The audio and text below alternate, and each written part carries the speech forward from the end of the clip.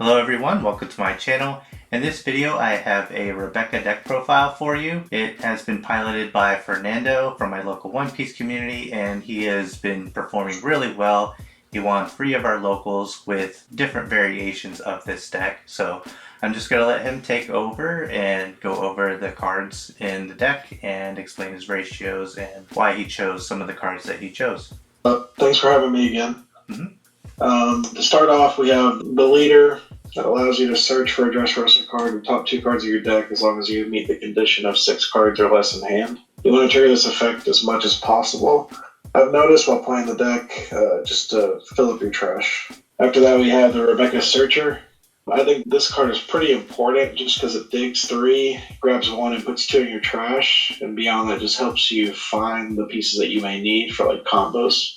After that, we play 4 Gets. This card allows you to give any of your Dressrosa type characters the ability to swing over active characters. So, combination with Coliseum, you could use him to make your Sabo, for example, swing over a body when they don't expect it. After that, we have 4 Leo. I included 4 Leo after a lot of testing because he's removal that is searchable, and he's a counter. This deck surprisingly has a lot of no counters, so Leo I think is pretty crucial just because he fits a lot of purposes of the deck. After that, we have Edio at 3. You can play this one at 4. I've seen some lists play it at 2. I like 3 for the yellow matchup. It's not really in our favor, and it allows you to prolong the game a little bit longer. And he has a counter, and he's searchable. After that, we have 4 Kyros. Kyros is one of the main cards of this deck, one of the cards you want to mulligan for, you want to see super early. Allows you to pop bodies for 1 cost, mill, regardless if you pop a body or not. And then if you have the stage on board, he has to be removed twice before he actually gets off the field by tapping your leader and tapping the stage. After that, we have 4 Bart. He is a 2k counter that's a blocker that's also searchable. A very good addition to all black decks, but especially this one. After that, we have 2 Tashigi. With this card, I've been like 3 or 2, but I like that it's a 2k counter that reduces costs as well for your removal pieces, so it helps you hit thresholds. After that, we have one of the other best cards in the deck, the Olympus. Olympus allows you to reduce costs by removing a Dressrosa character by 4. Makes it to where your Leo can hit 5 costs, Kyros can hit 5 costs, and your Bastardo can hit an 8 cost or a 10 cost depending on thresholds and trash. So very important combo piece, probably the most important card for matchups that you need to control board. After that, we have Sabo. Sabo is the enabler to allow you to filter cards out of your hand. He's a blocker, and he allows that your whole board doesn't get KO'd. You try to play this card at the end of your turn if possible, so everything that you played previous to him can't be KO'd by effects. After that, we have the Monkey D. Luffy, the boss monster of the deck. This card, as soon as it comes out, if you have stage, it allows you to swing over active bodies for big numbers, and on curve, it's pretty devastating. Pretty much can clear anything that they play on curve. Only problem I've seen is when they play 6 cost 8k vanillas. Those are pretty difficult to deal with, even with the Luffy on curve. But besides that, he allows you to not deck out as well. It lets you put cards in the bottom of your deck, 7 of them to restand him, and then if you swing with him again, then he's frozen for the refresh step for the next turn. But in the main step, you can stand him again. It's a really versatile card, and yeah, with King Kong Gun, it's one of the ways that you end games. After that, we have 2 Kuzans. I use this card because it allows you to hopefully pop a body when you play him at first, but then all your removal is just exponentially better. Leo and Olympus and Kuzan allow you to kill 10 costs, and then Kuzan with any of the other removal, like Bastardo, is just anything in the game gets removed. So 2 of him, because he has no counter, he's not searchable, but he's a really good card when you see it. After that, we have 3 King Kong Gun. This card, for me, acts as removal, and then your finisher, to be able to give any of your Dressrosas double attack and a plus 6,000 boost. And the trigger is very good to cycle your hand, because like I said before, sometimes you're caught with no counters, and I've had scenarios where I play double Sabo and still have too many non-counters in hand. After that, we have Stardo. This card, I think, is very needed in the deck because it allows you to hit the 10 cost threshold, and it's searchable, so in a pinch, you can find removal with this card and hit like 10 drop bombs and just cards that are kind of out of range with other removal. After that, we have Red Rock introduced in this set. This card can remove any character in the game. You don't really need setup for this card. The only thing that you lose is really tempo, but with this leader, you could play Red Rock, use leader ability, play a blocker, you could do a lot of stuff. So yeah, I think it's pretty needed if you don't have the Olympus on board just to have this in hand, just to remove the boss monsters in the meta. And after that, we have the stage, Colosseum. It allows you to swing at your opponent's characters the turn that your characters come into play. So it's just very good for board control. And that's kind of what you want to do with this deck, is control first and then be aggressive at the end once you starve them from resources. And that's the list. Nice, yeah. Rebecca is a really powerful deck, but not too many people at our locals are playing it, at least not to the level that you are. So what kind of drew you to this deck? Really, for me, it's the control aspect first, but then I realized that this deck, it does have bad matchups, but it has really good matchups into the best decks in the format besides Katakuri. So to me, if I could learn and tech for Katakuri, I could pretty much do well at any tournament that I played with this deck, because the other top contenders, this deck does pretty well into them, like Law and Whitebeard and Zoro. Only caveat with Zoro is if they see multiple Marcos, and they can save Marcos with if they have every event in hand, is what I've noticed. But besides that, yeah. So that's what drew me to the deck. Right, yeah. And you've definitely been testing this a lot over the past month and refining this list. So this is kind of the result of that. I'm sure you'll make some slight tweaks here and there, but what are some of the cards that you've had in here before, or cards that you're considering? Yeah, so the spots that can interchange is the removal that you decide to use. I've tried a list with Kuzan and Garp being your main focus for the yellow matchup, and just to proc your leader ability and get the non-counters out of your hand. Then I've tried a list like this, where you kind of have an answer for everything, and just standalone cards that can just remove cards like Red Rock. And then I've tried a list that's just Bastardo and 3000 Worlds, which is what I'm on right now, trying it, and then with an extra Tashigi. And that list, last time I played it, I bricked a ton with it, and it didn't really make sense to me because I played double Sabo and still had no counter, so I think it was just an unlucky night. But 3000 Worlds being able to hit up to a 9 cost with Orlumbus is pretty much good enough, and then you can just play Bastardo and you can save Dawn, which is really the key, because if you could, play 3000 Worlds or play Bastardo, play EDO, for example, and then use leader effect for the same 6-7 Dawn that you were going to play Red Rock in leader, you might not have the cards in hand playing just the Red Rock, but playing 2 cards out allows you to filter your deck some more. So those are the cards that are interchangeable. I think it's just removal focus, because this deck actually is pretty tight when you look into it because of all the Dressrosa you need to play, because leader effect is only top 2. So yeah, the Dressrosa engine definitely fits this deck, so that makes sense that the removal is the cards that you would interchange. So yeah, do you have any tips for playing this deck? Yeah, I would say really setup is key.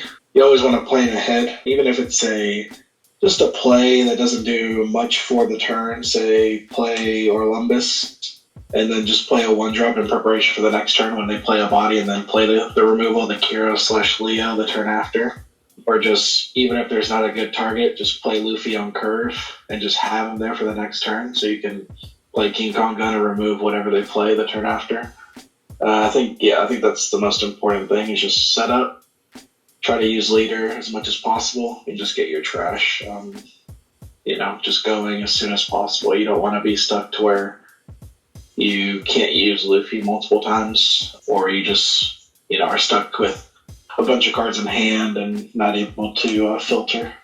Yeah, this deck definitely seems like there's a small margin for error. It definitely rewards players that are very skilled, though, and are able to plan out their plays like that. So I think it was a perfect deck for you to play for this format, especially early on. But let's go into a little bit of the matchups in a little bit more detail, I guess. You talk about Law and Katakuri, so those are kind of the decks that people see quite a bit. Maybe even like Edward Newgate, obviously that's still really popular. So what are some specific matchup advice in those matchups? Yeah, so for Katakuri, I'll start. That one's a bad matchup. You want to hopefully take the second away from them. Because if you can go second and they don't play Mom on curve, you have a turn to set up before they play their Mom. And in this list, for example, you could play Kuzan before they play their Mom. And yeah, just Kuzan on board. And then if they choose to play their Mom and not, remove the Kuzan, then there's a lot of things in this list that can just get rid of Mom. So beyond that, you want to, their curve, right? You want to be able to just set up and see the removal to get rid of, the pieces that they want to play. Mm-hmm. They want to play Paraspero, they want to play the 6-drop 8K, which is probably the most problematic, because like I said before, you want to play your Luffy on curve, but your Luffy on curve only allows you to swing, 7K. Mm-hmm. So you can't really hit the 8K threshold to hit the 6-8. But if you set it up to where you have Orlumbus and maybe you can like the Stardo and just kill the 6-8 and then they play their Katakuri and then you're at 9 Dawn, it's better to, you're still swinging at an 8, but at least you're swinging the Luffy at 9 twice at the Katakuri. And that way, you still play him before the big boss monster, which is the 10-drop. So, and they tend to try to use Katakuri to get rid of your Luffy, so try to play around that and at least have the Orlumbus to remove the Katakuri after they get rid of your Luffy, because they're going to put it at the bottom of your life. It's just so you can't put the 7 back to the bottom of your deck. So yeah, just have a plan B and just know what they want to play and know how they want to use that against your deck. So, and then really just at the end of the game, you just want to loop the blockers. And Sabo's going to be your best friend at the end of the matchup, so you don't get thunderbolted. If you could just do that, and then I've noticed that with the yellow matchup, it does take a while, so you could get to the bottom of your deck. So the way you stack your cards definitely matters in that matchup. I've noticed Sabo into 2Ks or into removal is really good, because you play the Sabo, filter out dead cards, get the 2Ks or get an EDO, and then you're just ready for the next turn after that. So if you can chain Sabos, you're in a pretty good position. So yeah, that's pretty much the yellow matchup. With a lot of practice, you can try to make that one close to 50-50, but it's pretty rough. Right. So after that, it's the red matchups. Like I said before, Zoro is not really that problematic as long as they don't see a ton of Marcos and then have the events to save the Marcos, which is key. You definitely want to go at the Marco and remove it. And then just check their hand and see how many they have, to save them.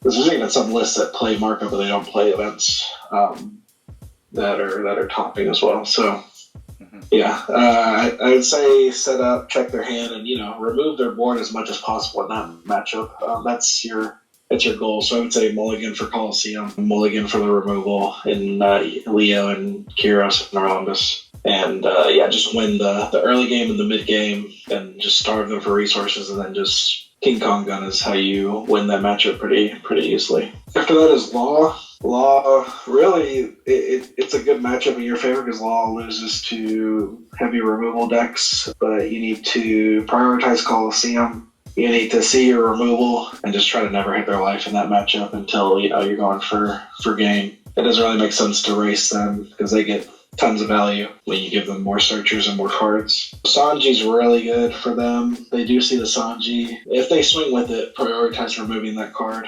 because even if you don't hit their life, they'll just keep adding cards and swing at 7. So the boss monsters in Law are just 5 costs. So the Stardo, really good card to remove those cards. Kuzan, amazing card to remove those cards. And then Luffy, he's just, you play him with Colosseum, he can just swing over there fairly easily. You definitely want to go for the blockers first. Really, I would say against Law, you probably don't want to double swing Luffy, unless you have a lot of counter, because they can just Otama him and get rid of him kind of easily. But then beyond that, we go into Newgate. Newgate, they're going to try to rush you, because, they're losing their life every turn, right? So they're going to try to take the game away from you before you can control it. So I would say on that one, use your removal to punish the consistency curve, and then you just wall up and probably take 2 turns. I wouldn't go all in immediately, even if you have Kong Gun with crazy numbers. But yeah, I would remove their bodies, prioritize that, and then wall up, stop them from swinging in. Always have one life because of 5-drop Luffy being unblockable. Always look out for that. Don't think that you're safe because you won't be safe if you have like blockers and no counter. And once again, Con Gun is just the finisher in that one. And yeah, I think those are the 4 main contenders that you have to worry about. Yeah, those are definitely very heavily represented decks, and going through those matchups, you would think that we'd see a little bit more Rebecca. I think some people, they just want to play something that's easier to pilot and can handle those matchups. But I've seen in the Katakuri matchup, I've seen you play that matchup quite a bit, and sometimes I'll look at the board state and it does look pretty rough because I've seen Katakuri with like 8 life. But I've also seen you come back in those matchups and win those, so that's really impressive. And that just comes down to you just testing this deck so much, especially into that matchup. Yeah, I wanted to add on the Katakuri matchup, if you can help it, you should swing when you're ready to swing finally. You should swing with your other bodies and leave Luffy essentially as like, if they get a trigger and they want to trigger that card and put it on board and lose a card, now I'm going to swing my Luffy into whatever you triggered, because usually they're 5Ks, right? Right. So Luffy is a free, give me 3 cards to keep this card on board, right? Right. Because you can swing over actives. So when you do go in for the kill against Katakuri, that's how you want to do it. You don't want to swing it with your Luffy first, unless if you're going for game or something, but you want to, kill the blockers that come out or kill any of the triggers that they try to hit you on the clapback with. So yeah. Yeah, that makes sense.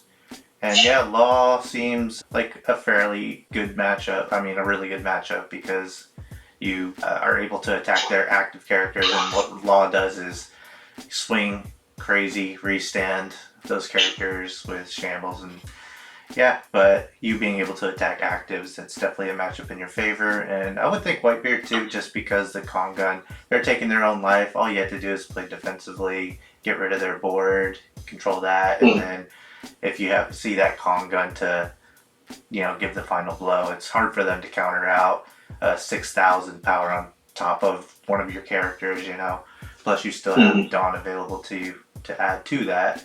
So yeah, that's should be a favorable matchup as well. And I played Zoro into this, and there's it's been very lopsided for me in those matchups. But in that matchup in particular, you were talking about the Marcos sticking on board, but with you possibly adding the 3,000 Worlds event, that might make that matchup a little bit even more favorable for you as well. So yeah, Rebecca, it has some bad matchups, but it has some good matchups into really popular decks in the meta. So I think it's a deck that more people should probably play, especially if you're skilled enough to pilot it and you have that kind of patience. Locally for us, Blue Croc hasn't been as represented. I mean, I was playing it when we all went to Knoxville, but yeah, the deck. Blue Croc, I think, has some bad matchups into some of the best decks, i.e. Law and Zora, if you don't build it right. Really good into Whitebeard, though. But it's really good into this deck, too. But in our local meta, it just doesn't make sense to play Blue Croc into the wave of red just to counter this deck. Right. So that's why I think this deck is a good pick as well. But yeah, the Blue Croc matchup, that one really rough because they can remove bodies every turn and they get around Sabo and stuff like that. But I have beat that matchup. Yeah, that one's one that you just their curve as well, and you just need to prep for it and just punish when they get the Mihawk down and stuff like that. Is what I've noticed. You just need to have an answer. You need to play like 2 steps ahead, because if not, you will get destroyed. Because their leader can just get rid of almost anything in your deck except for Kuzan and Luffy. So, all right, yeah, it's pretty interesting. Usually, bounce is the least effective removal, but against this, it is actually better than red removal because the Sabo and the stadium with Kyros and leader. So yeah, bot decking and balancing puts Croc favorable into this, but like you said, it's kind of being phased out just because of decks like Law and Zoro, and yeah, this is a very interesting deck. It's good to see something new and something performing really well at our locals. But yeah, I think that about covers your Rebecca deck, wouldn't you say? Say so. Yeah, thanks again for being on the channel. And I do have a battle video between you and Ben. So look forward to that, and give this video a like if you enjoyed the deck profile, and let me know what you guys think about Rebecca in the comments below. If you think that it's a good call for the meta right now to combat all these red decks, and especially Law, which is winning quite a bit of regionals right now. So yeah, give this video a like if you enjoyed it, and consider subscribing for more One Piece card game content, and I'll see you on the next video.